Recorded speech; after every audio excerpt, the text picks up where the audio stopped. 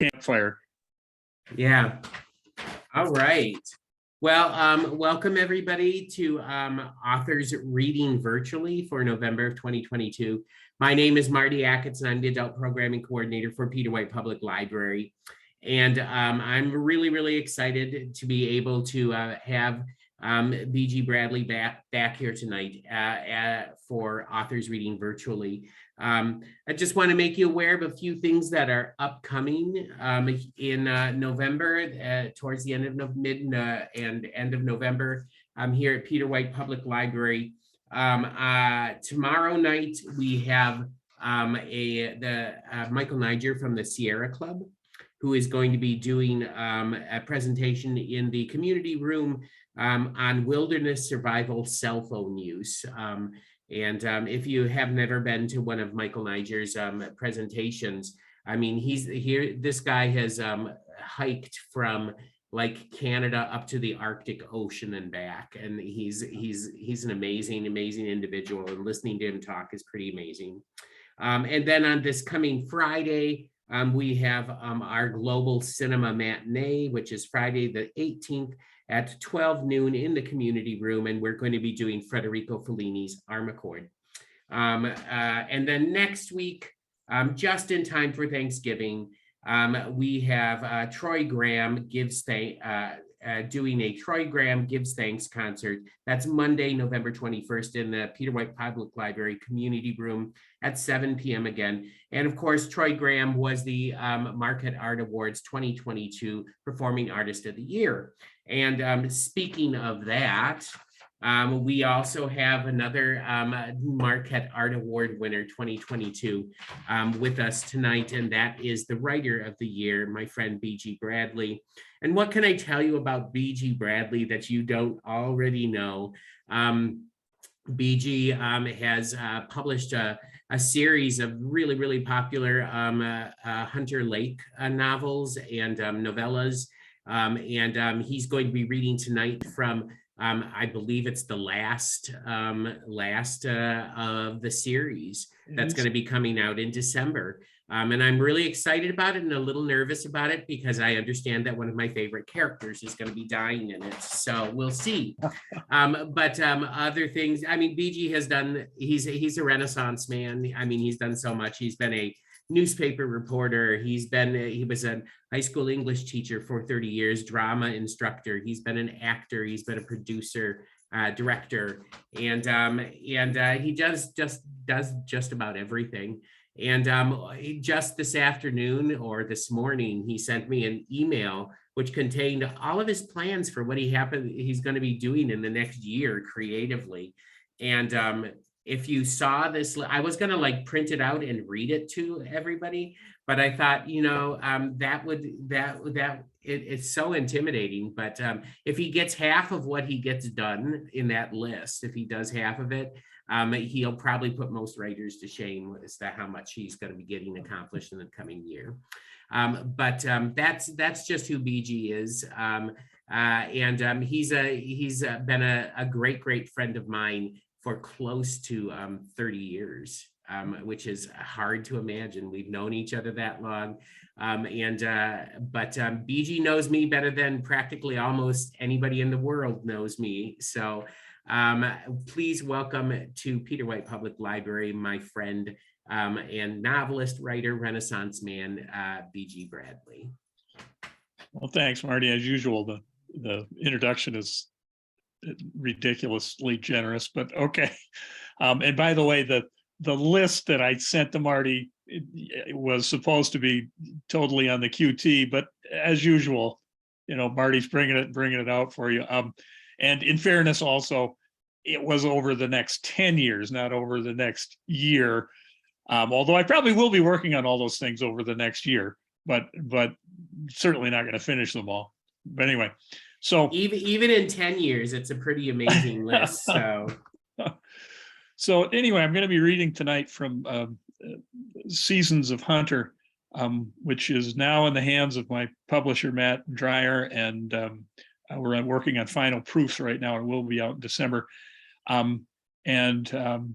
It was funny. I was talking with Matt the other day, and he's out in Oregon, and of course grew up in the Upper Peninsula. And he's very, very sad right now because this has been his kind of connection to the Upper Peninsula through the last few years as he's been working through these with me. And it's kind of funny because I really, with COVID and everything else, these books have been kind of finished for me for a couple of years. So I said my goodbyes to the characters a while ago. So it's kind of interesting to see somebody else saying goodbye to them. But anyway, Seasons of Hunter and contains 4 novellas, Gathering, let's see if I can remember them now, Gathering, Young William, Visitations, and Passing. Gathering deals with something that happens at Hunter Lake on January 1st. I'm going to get into that in just a second. And then Young William is about Father Bill, and it delves into everything that's happened. You will know Father Bill very, very well. If you read Young William, you will know almost everything about him by the time you get done with that. Then Visitations is about Ben O'Brien's son, Michael, who, and I hate this phrase because I think it just shows, I think we're just trying to categorize something that maybe can't be categorized, but Michael is probably, in modern parlance, somebody who is on the spectrum. And I think all that really means is that he's somebody that we don't know how to deal with, and so we got to label him somehow. And it's fun and sad, and I hope, but it's about Michael. And then the final book, Passing, is about Kelly Sylvanus, who grows up and becomes a famous artist. And it is kind of like Tales from the Sugar Shack, if you've read that. It has a frame story and then a lot of monologues from people in the community talking to Kelly. And I won't tell you more about that, but you'll just see it from there. It's of the 4, that's probably the most experimental of the 4. Anyway, shouldn't talk about writing, should just read. So let's get to the first is from Gathering. And it begins like a lot of my books do, with a poem by Ben O'Brien. A verse for the Gathering by Ben O'Brien. Light, morning, the fire is warm, my love is here. This is a new year. This is a new way for me to be. I agree with the cold air, the frozen water. I agree with the wood smoke going up our chimney. I agree with the kind and rowdy little voices that will soon ring here. Can you hear? They say, time to gather, gather, gather up, gather up. Time to gather up all the good this family has done. Measure out all the tears we've caused and shed, and dampen the dough to bake the bread, something truly good. Gather up. Gather up the limits of the stars, the lonely thoughts in cars on the distant highway, the jars of salsa and jam my love is preserved under the stairs, all the old wooden chairs scarred by ancient battles and playtimes. Time to gather all the time and the keys to all our forgotten doors and load it all into an old maple bowl in the middle of a hardwood floor. Come on now, empty out all those old wooden drawers. Everything must come into sight. Everyone must look. No, children and all those gathered, it's not all pretty. We can be petty and angry. We can howl at the moon and live selfish years away in solitude, and even among others, thinking only of the self and the self-conscious, unfettered for a time by conscience. Yes, all you gatherers, it's that way sometimes. Look at it. See, this is me. This is you. This is all of us at our best and worst, and all the mundane times between, all the bright orange, dark green of it, all the blood and granules of sand brought in from our loving beach, all the wonder we found from each other, and in the sunrises and the sunsets, and even all those mornings and nights we ignored it all, poured ourselves into bottles because it was cool or necessary, or because we just didn't give a damn about anything at all anymore. Yes. Children, yes, all you gatherers, those days too, all of it matters. None of it matters. Life just clatters and blows and floats and roars and hoots and cries and sobs and churns and wrestles and punches and kisses and thrusts around us, through us, within us. And all we can do is open our eyes and live out lies and truth and look into mirrors and lakes and rivers flowing by and wonder what is that passing so fast. All the more need to gather. I'd rather know it all for certain, feel it real than ever, chill myself with the hatred of it, warm myself with the passion. Fuck all the rationing. Gatherers, children, stop being shocked and let's see it all and many and much, all of it now. All of it here on our floor, with all of us around, with our whole town and lake and river and love and hate and lust and power and comedy and loss and longing and wistful watching and wind and water and the towers and basements, valleys and chimneys of our lives and the lives of those we love and hate and marry and lose for one reason or another, and all of them together. This is our now, and this tells us about our forevers. Look, children, look, all you ragged, lovely gatherers, see what we've done, what we might do, what we might own and sell, keep secret and tell to the world. There is no way to be that isn't here if you look closely enough. So see it right here, right now, while we're gathered around, before the door opens, before some of you start to go, before some of us sicken and die, before some of us cry so hard that we can't ever find our way back, before we attack each other out of love and say things we can't ever take back. It's been a long road, and all the proceeds are here. Look well, look hard, pick what you like, and if you must go, go now. Don't steal a thing. Let us know what you have. Go lacking nothing you need. Take a little, it will be enough. Take a lot, and you might regret what you might lose. Choose now. Choose how you will use what you find here in every one of these faces, all the races of our family, all our human foibles, all the Bibles of all the world, all the sacred words, some of which are profane, my dears. Yes, gatherers, yes, children, the time is here, the time is now. Go out. The plows have done their work, all the roads are clear, the trails await. For you will slip silently into the woods. The good and bad is all around and in your heart. Learn the art through what you choose and take of living a life of rich colors and powerful words. Gird yourself for battles, but never forget that your dancing partner might be holding a spear when you first meet. Don't cheat yourself. Take all the tears with the laughter. Take the woe with the life that comes after loss. Take the look of your own face when you see there that you have been so horribly wrong. Take a long look at that. And know we've all seen our faces that way too. Seek to know everything you can, always, no matter what the cost. Gather up, you children. Gather up and go your way. I may never see you again on any day. I may never see you again. But I'm not sad. You are the life I've had.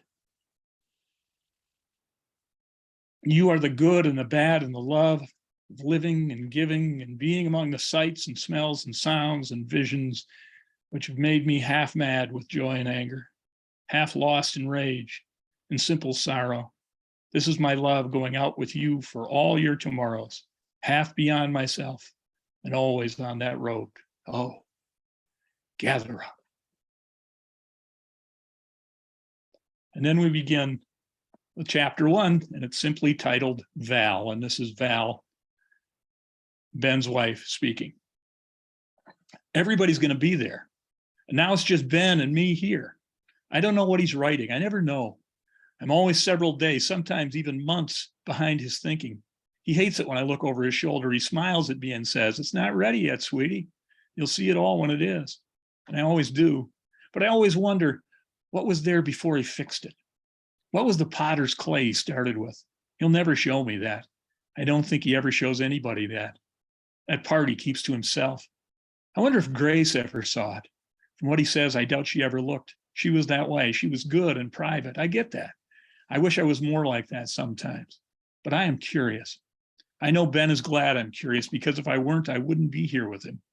I'm glad I'm here with him on this cold day with the fire. But soon, at Father Bill's new camp on the point, it won't be just the two of us. It'll be everybody. I love that and fear it. Oh my God, everybody, even more family in town than at the basketball games or baseball game or play at Sean and Colin's new theater or at the annual lake picnic or Christmas or Thanksgiving or Easter. All the kids will be there too. It's going to be crazy. Jen is already there. getting things ready as usual. She's such a Jen, so into everybody's business. What would we do without her? She's a great sister-in-law, but you don't want to be on her bad side. Wow. Wow, all those people. This is going to be something. Okay, so that's a little taste of the first novella of The Gathering. And now we're going to get into Young William. I'm going to read you the whole first chapter to kind of introduce you to what the situation is. And this is called An Arrival. The ice was on the verge of breaking up. Father Bill Erickson felt lucky. He was lucky, or at least blessed, with grace. Bill wasn't sure if he believed in just grace, or if he believed in luck and grace showing up always together, always unexpectedly. On his worst days, he believed only in luck and thought it was bad. Most of those worst days were behind him, but they had been pretty bad. Out on Hunter Lake, the wind was coming up from the southwest. The black ice was surging a bit, smashing together. It was funny. At age 71, he wasn't sure he'd ever actually seen the ice break up on a lake. Out on Lake Superior, he'd heard it could be quite spectacular. Massive flows suddenly getting airborne, explosions, massive cracks, jets of foam and spray sailing into the air. His friend from down the lake, the local poet Ben O'Brien, had told him that on Hunter Lake it could be pretty wild too, or very subtle. He told Bill that regardless, it was always an experience. Bill laughed, sipping his coffee, and said to no one, poets like to talk like that. Right now, out there, you could see a black line where the water had opened about halfway across the lake and was pushing directly towards his bank. The sky was slate gray. He took another sip of coffee. He stood watching on the screened front porch of his little log cabin, his hermitage, his retirement home, a wildly overgenerous gift to him from his parishioners upon his retirement this past New Year's Day. He still got pretty emotional thinking about that. I had to stifle something for a minute. It was a little chilly out here right now, but there was a little wood stove over in the corner of the porch, and he took out some kindling and paper from the basket on the west wall and started the paper going in the stove with a wooden match. He reached over to the wood pile in the south wall and took out a nice chunk of maple from among the chunks that Donnie Sylvanus had cut and split for him. Donnie was a nice boy, but Bill worried about him. He was an incredibly talented boy, too, like his grandfather, Jake O'Brien, Ben's brother, had been. He was a three-sport athlete and an incredible actor who might even make it to professional stages someday, like his cousin Colin. Donnie, they called him the Flash. Bill hated that. Could do just about anything he wanted. But there was a darkness in him, and Bill knew it firsthand. Frankly, it terrified Bill. He'd wrestled with whatever was ailing Donnie, and it was very strong and very dark. The kid didn't know what to do with himself, and nobody who was trying seemed to know what to do with him any better. Bill kept flashing back on what the local Ojibwa elder, Charlie One Duck, aka the Old Walker, aka Bijwang Jijwap, had told him. There's nothing wrong with that boy, the old man had told him. He's just walking his path. We all need to just let him be. Bill took another sip of coffee and tried to let that thought blend gently with everything else, but it was difficult. When you cared about someone, to simply let their problems fade into the landscape. Sometimes you had to do that, though, Bill thought, just to keep your own sanity. God knows, Bill said aloud, tugging at the collar of his flannel shirt and finally unbuttoning the top button. God knows there's enough darkness. He ran his hand over the few bristly hairs on the top of his head and prepared to take a seat near the window and just watch the show out on the lake. It was 9 a.m. He'd already said mass. He had no commitments, but an AA meeting tonight at St. Anne's Community Hall and a drive into Hunter to pick up his mail this morning. Of course, he'd get accosted in town by somebody on the trip for the mail. He always did. There was no point in mentioning that he was retired. Besides, he didn't mind the attention. He still wanted to help. And though he believed that the prayers he was saying out here in his little log cabin were doing a world of good for others, sometimes there was just no substitute for hands-on. He sat down on a leather chair and made a sound that old men make sitting down. It was involuntary and deep, and he barely noticed he'd made it. He smiled a little bit at nothing. Nothing was good. He was afraid he might fall asleep watching the ice moving in his direction. It was so gradual and relaxing. He half muttered to himself not to do so. Then he heard the tires crushing gravel in the driveway. He sat up and nearly swore, but composed himself. It goes with the territory, he thought. He stood and opened the dark maple door that led to the small interior of the cabin, made his way across the living room to the kitchen and the back door, walking past his bedroom and bathroom doors on the southeast wall and past the small stairway that led up to the loft with the skylight above the kitchen. There was a little bed up there under the skylight. Guests would stay there when it came. He walked to the inner back door and opened it and walked out into the dim light under the gray sky. A woman about his age, 70, was getting out of the small blue sedan. She was sprightly and smiled easily, and though her hair was gray and her face bore some marks of age, he would have known her anywhere, even though he hadn't seen her since he was 16. This woman was Cindy Lawson. "Hello," she said, before he could greet her by name. "I was wondering if you could tell me where I might find Dr. Ben O'Brien." "Oh," he said, at a loss for a moment. You've just driven past the O'Brien place. There's no further to go here. Ben and Val are the next camp back down this road on your left. There's a little sign, but it's hidden."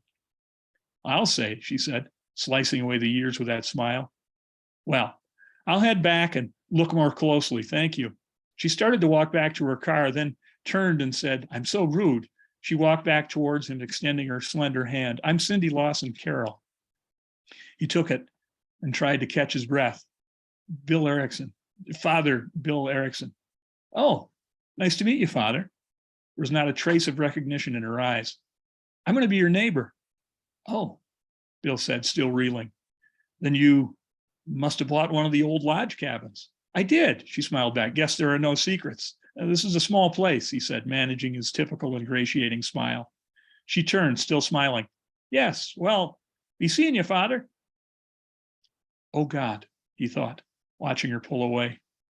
"What have you got in store for me now?"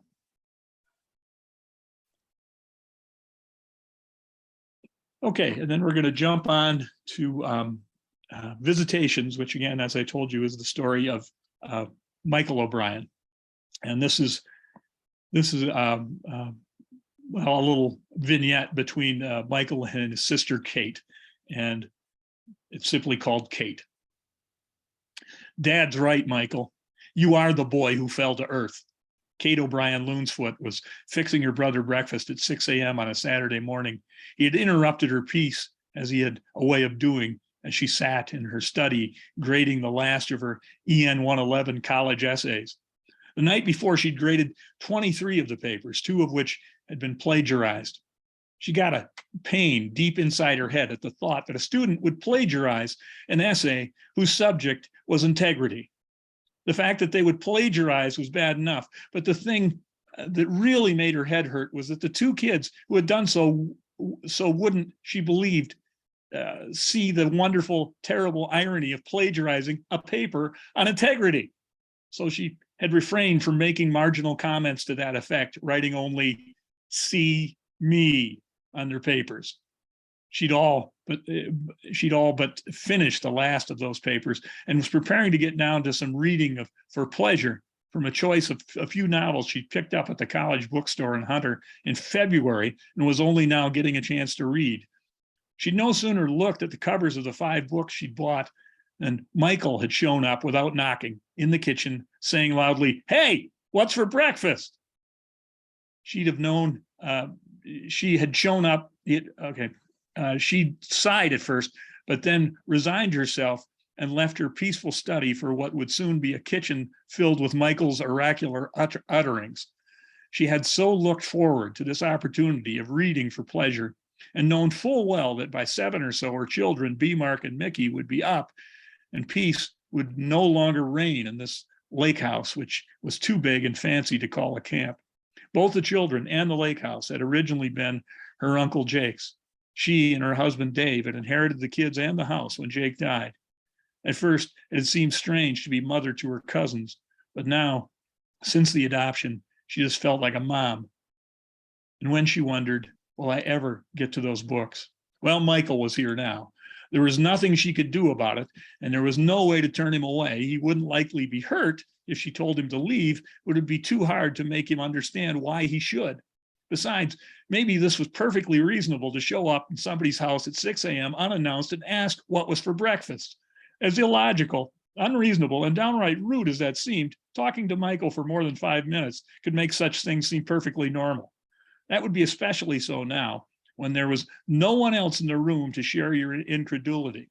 So she decided, perhaps a little passive aggressively, as she fixed his breakfast in her spacious modern kitchen, to give him a critique on his first blog about running in Hunter. Yeah, the boy who fell to earth? Dad always calls me that. I've never really gotten that. It's like he thinks I'm an alien or an angel or something. Why do you say that? And why right now? In reference to the blog, I mean. How come? Okay, you're writing these particular blogs to promote running tourism for Val, right? Yeah. So why in the world would you start by suggesting a run that isn't even really a run? Well, I write for extremists. This is extreme, all right. You can't actually run around Hunter Lake. That's how you start? How does that make any sense at all for a running blog? Hey, that's like a dare. You don't know these people. It'll make them want to prove me wrong, if you say so. And this stuff about stopping in and getting permission from Dad or Val, or stopping in for breakfast at Father Bill's, or this stuff about getting shooed away by lake residents, hasn't occurred to you that this might really cause some trouble for people, might get the Lake Association all stirred up? You know how much Dad loves that. Hey, who gives a shit? It's just a stupid blog, right? People are free to do as they please. Michael, does anything or anybody matter to you? Food. I like food. Oh, and I like you. I like you quite a bit. Kate couldn't help being flattered for a second, especially since she knew that Michael wasn't really capable and didn't even recognize flattery. He was just telling his truth. But she wasn't feeling soft, so she decided to pursue him a bit on his lack of logic, knowing all the time it was a mistake. Food? You don't even eat that much. And when you do, it's peanut butter or lettuce. Come to think of it, are you going to eat these eggs? Should I even have made toast and bacon? Maybe I should just have handed you a jar of peanut butter and a head of lettuce. Hey, I like food. I like food a lot, just not a lot of kinds. I like ham sandwiches with mustard, but since you made breakfast, I'll eat it.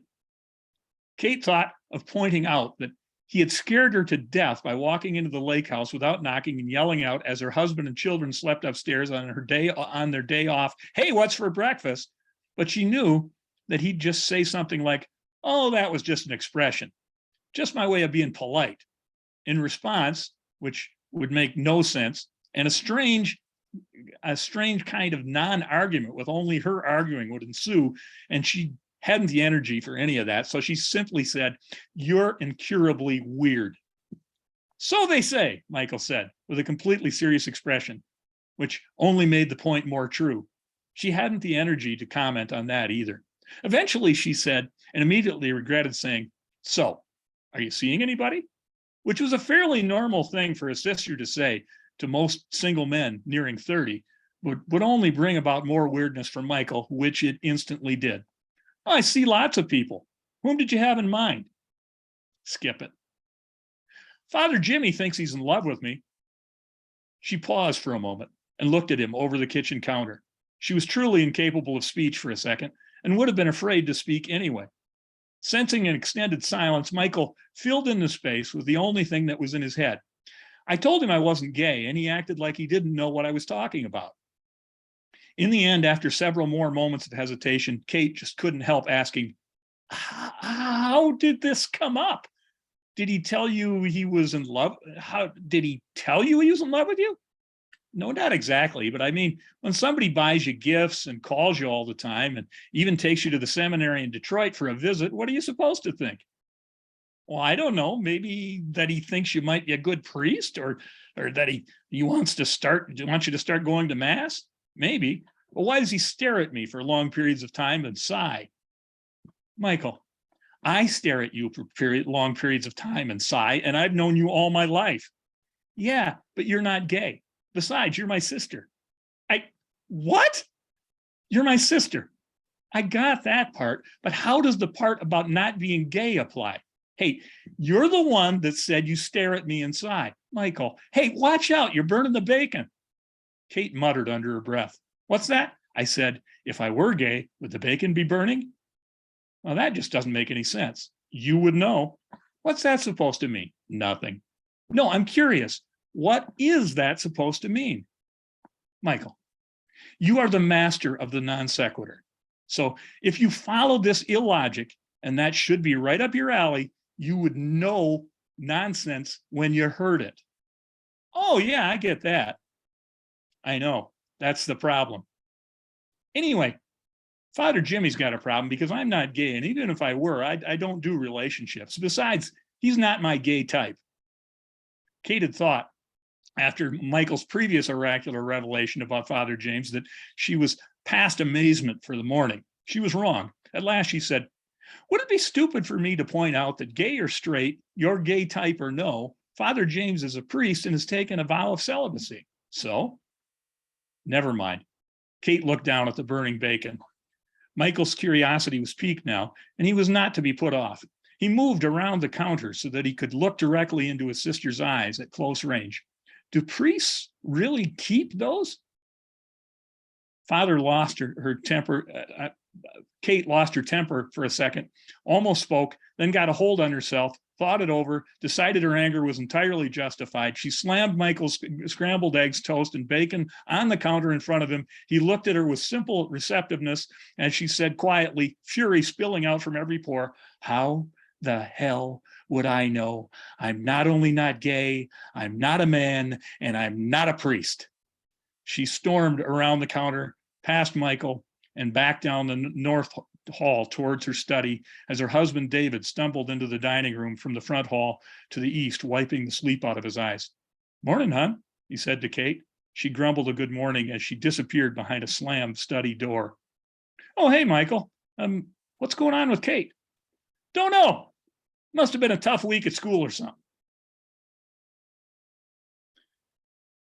Okay, so that's a little sample of visitations, and now we get to passing, which is Kelly Sylvanus's story. And again, there's a frame story, which I'm going to read you a little bit from, and then there are a lot of monologues with people talking to Kelly. And this chapter is called, the first chapter of the frame story is called Center Now. Kelly Sylvanus looked up at the painting on the side wall of her bedroom. The front window overlooked Hunter Lake, and it was wide and full of light. The canvas on the western wall was big, too, but well in the shade and protected. It was the only painting of her own that she had hung in her lake camp. The camp, as such structures have long been called in the Upper Peninsula of Michigan, was a quirky, pleasant cottage built from trees logged right on the property by her father, her brothers, and herself. It was situated 200 yards east down the Hunter Lake shoreline from the nearest cabin. She had distance here from her friends and family, but a closeness too. And some nights, despite her efforts at solitude, their voices came to her over the water. Some were voices of people no longer living. Relations with her family had always been difficult for Kelly, always would be. Those relations included those with her ex-husband and her daughter, her mother, her father, her brothers, aunts, uncles, nieces, nephews, cousins, her only surviving grandmother. But she loved them all. They all knew this, but they also knew, and some were simply sadly resigned to the fact that above her considerable fame, above her art, and above, yes, even her family, Kelly loved her privacy. She loved life, but she was unwilling to, incapable of embracing it in its human fullness. She both loved and loathed her constant solitude. And quiet, the peace wasn't enough, really, but it was something good, something pure. And most of the time, it was all she could completely endure of life. She just needed to be alone. That is, she always had until now, but perhaps that was changing. She hoped so. Kelly was a true artist. Lifelong fans the world over recognized this. They called her reverently simply Sylvanus. This name was fitting, since it encompassed both her unique personal artistic flair and her woodland affinities. She would never call herself Sylvanus. She would never even think of herself by that singular term. She thought it was funny, ridiculous, pompous, affected, supercilious. She was a small town girl. She had never wished to be anything else. She'd never forgotten that. The painting in question is called Passing, and except for its center panel, it is very colorful. She had never sold it or tried to because it was just too personal for her and for too many other people, family, and near family. When they came to her camp, which was out of respect for her self-enforced solitude with seldom, they were not offended by the painting. Some told her that this was exactly where the painting belonged, as long as she kept it private and it was only viewed accidentally or semi-accidentally or very deliberately and under invitation by people who really understood its purpose. It was not offensive. It became touching, then private and profound, a gift. But to show it to an anonymous crowd in a gallery would be shocking, tasteless, insensitive. Kelly knew this and stayed true to her resolve never to show it publicly all her life. One critic had worked his way into the house through her trusting daughter, Elsie, promised he wouldn't write about it, then did for a New York Times magazine. The review was glowing and did not include a picture of the piece because Elsie had at least made sure he didn't have a photographer or even his cell phone with him. The article without the image only added to the mystique of Sylvanus. And Kelly's death, after Kelly's death, the painting was passed down in the family, but never became less a guarded and dark treasure. The painting depicts 5 events in her family's history. There are 5 comic book style panels on the canvas. They tell a complicated true story, which had happened in relatively short order. The center panel of the painting is in shades of gray. The others are splashed everywhere with bright colors. The story is depicted in chronological order, beginning with the center panel, moving to the upper left panel, and then clockwise around the canvas. Between the panels are bits of sky, waters, grounds, all visions of actual land and waterscapes from, in, and around the village of Hunter Lake, and the Gros Rocher River. Kelly hadn't been home when any of the events in the painting took place, and her depictions were based on stories told her by friends and family when she returned from an extended trip around the world. When the events of the first and second panels had occurred, she had been alone in India near an ashram. Later, she'd been in transit home by train and boat. Her homeward journey hadn't been prompted by news of the events so far as she could tell. She hadn't taken her phone when she left on the tour. She hadn't been sure when she left if she'd ever be coming back. A world tour had been undertaken after her first flurry of fame and celebrity, when she could no longer stand being in the presence of anyone who knew her. At no time, and by no means, during the journey, did any word of any of these events occurring at home reach her. And that's that for our preview of Seasons of Hunter. Wow. Does now anybody can ask any questions if you want. If you don't want to unmute, you can put them in chat. Fire away. Yeah. My one question is, I mean, there's a lot of books. When, did you ever have to, as you were writing a book, have to go back and check facts to make sure that you were making sure that you were consistent with yes, the but storyline? not as often as you would think, because and this is going to sound weird again, because I had internalized so much of this, and these people are people I know, so it's like, I had to look back about as often as I have to think back on who's related to me in my family, back ancestrally and things like that. Because, and again, I know this sounds strange, but these are real people to me, Right. who presented themselves. I mean, like for instance, Father Bill, I mean, it just, in the summer rounds, he just showed up and started talking to Dale, and I had no idea that he was going to be this major character at the time. It just evolved. And so, yeah, I'm making a very long answer to a short question, but yeah, I mean, I didn't really have to think back all that often because again, it's family I'm writing about. Mhm. Yeah. And as you said, Matt, your publisher kind of was feeling sad about the fact that he was working on the last book. How do you feel about this being like the last book of the Hunter Lake Well, series? a couple years ago, I was a little down, but then I wrote, and you'll see when you read the book. Then I wrote the introduction to the book, which is unlike. I'm not going to tell you what it is because it kind of ruin it. But it's unlike any of the other introductions, Hmm. and it kind of deals with the very issue that you're talking about right Okay. now. All Yeah, right. yeah. So yeah, I mean, I can't imagine working on something for that length of time and then having to somehow let it go. Yeah. That. Well, and it's funny. It wasn't really a case of that. It Mhm, wasn't a have to let it go. It was being told, okay, you're done. mhm, And not just by some inner thing. Well, I guess it is an inner thing.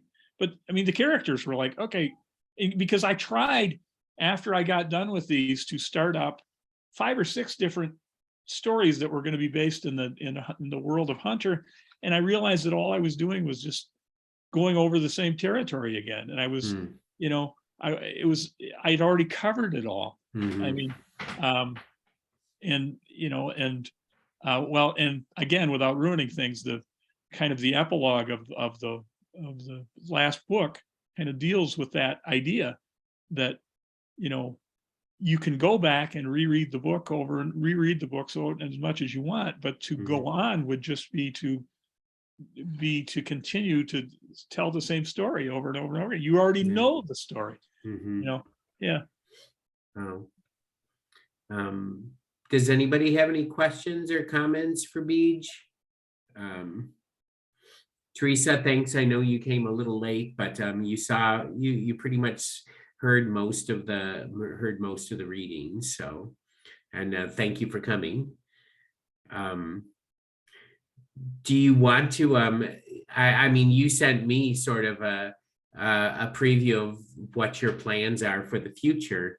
Do you want to give like a preview of what's like Well, yeah. the I mean, I next hate to thing? do. In some ways, I hate to do that because as you know, with anything creative, you never know what's Yeah. actually going to happen and what's not going to happen. But I do know for certain one thing that is certainly going to happen is there will be a book of poetry coming out called Northwards, which is kind of based on the well, not based on, it is many of the poems that have appeared on the Facebook page. It's going to be called Northwards 365, a year in Mm, poetry, and it'll be a poem for every day of a year. mm, Um, and that will be coming out soon. I'm also working on um, uh, this is going to sound ridiculously ambitious, and I'll see how crazy it is when I get about halfway through it. Probably, I'm working on something called 100 sonnets. I'm going to try to write 100 sonnets and publish that as a book. Um, I'm also working on those of you who read the Facebook page have run into continued from a previous light, which is started with an exercise where I just opened books and used a part of a line that was in there and then just wrote something based upon that line.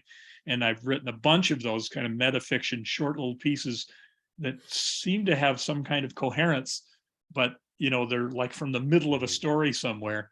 And I'm going to kind of experiment with that. I'm hoping that that will eventually be a book as well. And I'm working on something called School, and I'm not very mhm, far in it yet. I don't know if it's ever going to actually come to fruition, but it's nonfiction and it is kind of based on the idea of school and how mm, so more of a memoir kind of a thing, and how school is uh,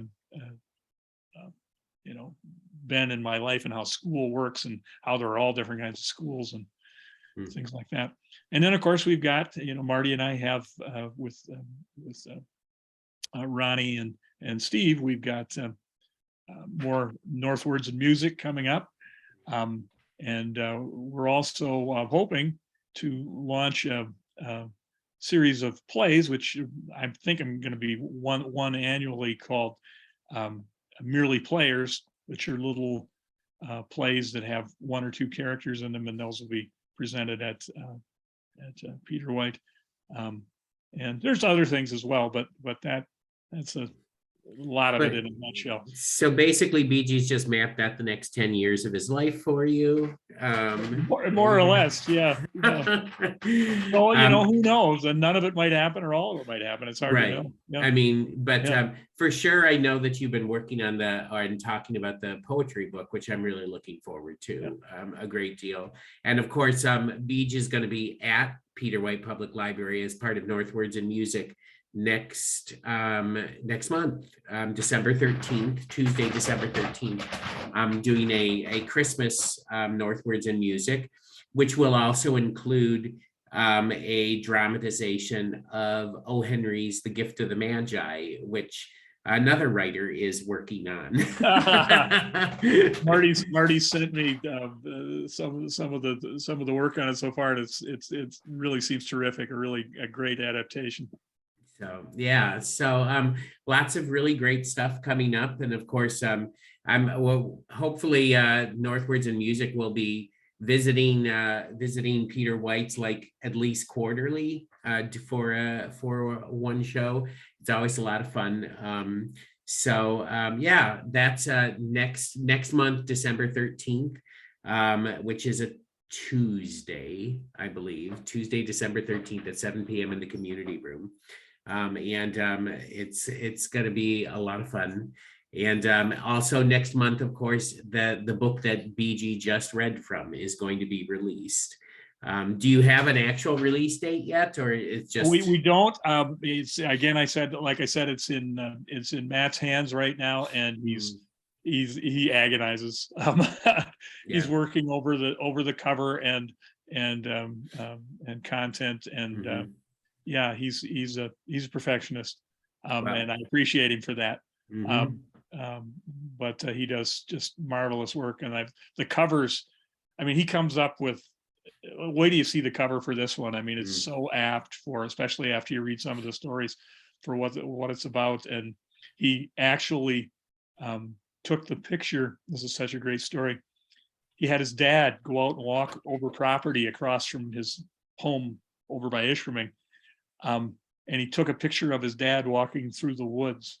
And his dad had no idea what he was taking it for, and he had in mind the cover of it, which is the fact that Matt's dad's on the cover, I just think is so wonderful. It's perfect. Yeah. Yeah. Matt is I know Matt from other things that I've done with him. He did the cover for my book of poems too. So I mean, he's just an incredible artist and sort of a visionary when it comes to stuff like putting things like this together. I would qualify it with saying not sort of. He is a visionary. I mean, he comes up with ideas that it just blow me away. Yeah. Yeah. So, all right. Well, I think that does Teresa or Kurt, do either of you have any questions at all? Come on, Kurt, you must have a question. I don't think I do. Okay. He should have just remained an enigma, like that. Hello, I'm prepubescent Kurt Vonnegut. Okay.